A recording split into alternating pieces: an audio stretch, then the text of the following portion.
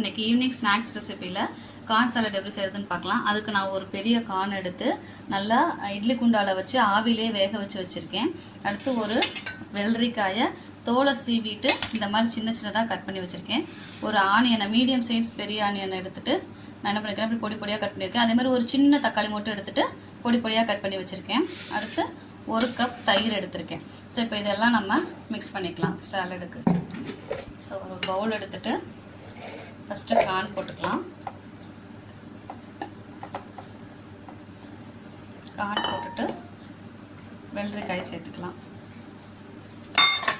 அடுத்து ஆனியன், தக்காளி சேர்த்துக்கலாம். இதோட நான் என்ன சேர்த்துக்கிறேன்னா கொஞ்சம் பிளாக் சால்ட்டு சேர்த்துக்கிறேன்.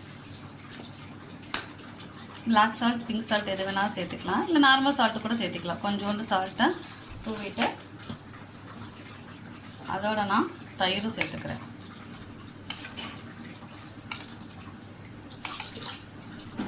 தயிரும் சேர்த்துட்டு எல்லாம் மிக்ஸ் பண்ணிக்கலாம். இது குழந்தைங்களுக்காக நான் வேறு எந்த ஸ்பைஸும் சேர்த்தலை. இதே பெரியவங்களுக்குன்னா நம்ம மிளகுத்தூள் சேர்த்துக்கலாம். மிளகுத்தூளும் சாட் மசாலாவும் சேர்த்து பெரியவங்க சாப்பிட்டுக்கலாம். இது குழந்தைங்களுக்குங்கிறதுனால நான் என்ன சேர்த்தலைன்னா மிளகுத்தூளும் சாட் மசாலாவும் சேர்த்தலை.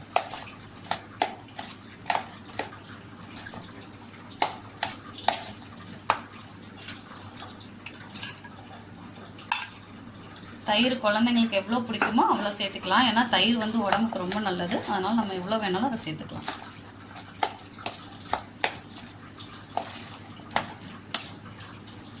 அவ்வளோதான், evening snacks recipe ready. Healthy snacks, tasty and ஹெல்தியான evening snacks corn salad ready.